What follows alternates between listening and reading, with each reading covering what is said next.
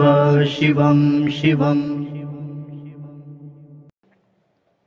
नवरात्र के शुरुआती 5 दिनों में एक पान के पत्ते पर ह्रीम लिखकर माँ दुर्गा को अर्पित करें। यह आपको रोज करना है। इसके बाद महानवमी के बाद इन 5 पान के पत्तों को अपने पैसे रखने वाली जगह पर रख दीजिए। इस उपाय को करने से दरिद्रता और घोर आर्थिक तंगी से आपको छुटकारा मिलेगा। देखिए, मैं बहुत सारे उपाय आपको बता रहा हूँ। आपको जितने मन है 1 2 3 4 5 आप कर लीजिए। आपको करना है।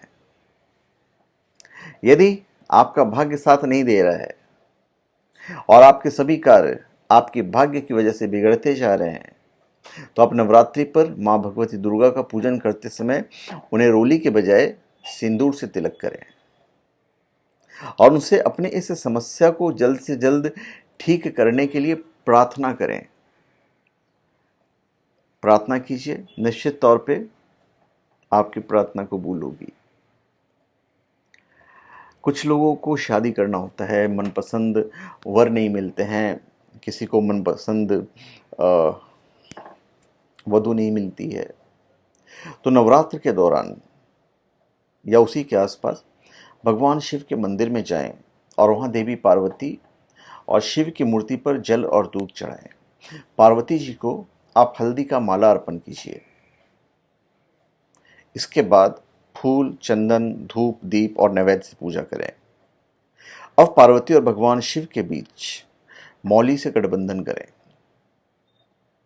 इसके बाद लाल चंदन की माला से आप एक मंत्र का जाप कीजिए। हे गौरी शंकरादाग्नि, यथा त्वं शंकर प्रिया तथा मां कुरु कल्याणी कांत कांताम सुदृढ़वाम। आप 3 महीना कीजिए। निश्चित तौर पे आपके मनपसंद वर या आपके मनपसंद वधू से आपका विवाह होगा। अगला उपाय हम आपको बताते हैं। धन संबंधित कोई भी परेशानी आ रही हो तो नवरात्रि में एक पान के पत्ते पर, मैंने ऊपर बताया था, ये दूसरा है, उसी तरह का दूसरा है, गुलाब की पंखुड़ी आप रख दीजिए। गिनती की कोई आवश्यकता नहीं है। इससे धन के आगमन में सरलता आएगी। नवरात्रि के मंगलवार के दिन एक साबुत पत्ता लीजिए पान का, उसमें लौंग और इलायची रखिए, उसका बीड़ा बना लीजिए और फिर हनुमान मंदिर में जाके अर्पित कर दीजिए। फायदा होगा आपको। कभी कभी होता है लोग की बहुत सारी ख्वाहिशें होती हैं और कुछ ख्वाहिशों को पूरा करने में बहुत समय लग जाता है। तो ऐसी यदि आपकी कोई ख्वाहिश अधूरी है और आप उसे पूरा करना चाह रहे हैं, तो फिर आप पान के पत्ते पर 2 लौंग रखकर हाथों में जल लीजिए और हाथों से जल में आप प्रवाहित कर दीजिए, बहती हुई नदी या समंदर में। कितनी भी पुरानी इच्छा हो, वो बहुत जल्दी पूरी होगी। आप सिर्फ आजमा के देखिए। कभी कभी लोगों के अंदर कॉन्फिडेंस लेवल नहीं होता है, पराक्रम की कमी महसूस होती है, या फिर लोगों से बात करने में आप डरते हैं, तो आप नवरात्रि के दूसरे दिन मां ब्रह्मचारिणी को सिंदूर का चूल्हा चढ़ाइए। ऐसा करने से आपके पराक्रम में वृद्धि होगी और आपके अंदर का जो डर है वो आप देखेंगे धीरे धीरे समाप्त होता चला जा रहा है। और इतना ही नहीं, आपके शत्रु भी परास्त होंगे। यदि आपको शत्रु अत्यधिक परेशान कर रहे हैं और आप हर समय अपने शत्रुओं से घिरे रहते हैं, तो नवरात्रि पर माँ दुर्गा की लाल सिंदूर से पूजा करें और उसके बाद इस सिंदूर का तिलक भी करें। ऐसा करने से आपकी शत्रु बाधा हमेशा के लिए समाप्त हो जाएगी और आप अपने शत्रुओं पर हावी भी रहेंगे। कोई आप पर हावी नहीं होगा। नवरात्र के दौरान कुछ भी काले रंग को पहनने से बचें। काला रंग नहीं पहनिएगा, क्योंकि ये आपको और ज़्यादा खर्चीला बना देगा। कभी कभी धन तो लोग बहुत कमाते हैं, पर धन टिकता नहीं है।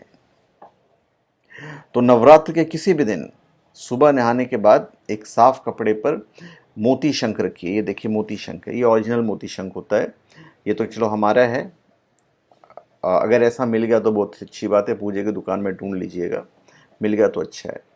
मोती शंख लीजिए और फिर श्रीम ह्रीम श्रीम महालक्ष्मी नमः, श्रीम ह्रीम श्रीम महालक्ष्मी नमः, या फिर जो भी आपको लक्ष्मी जी का मंत्र आता हो आप उस मंत्र का आप जाप कर सकते हैं।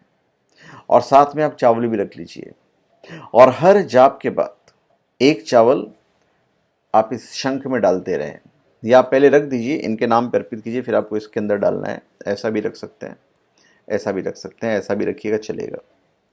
ऐसा नवरात्रि के 9 दिनों तक करें और फिर चावलों को एक सफ़ेद कपड़े आप पोटली या बैग में रखकर लाल कपड़े में बांध दीजिएगा और फिर आपको तिजोरी में रखना है।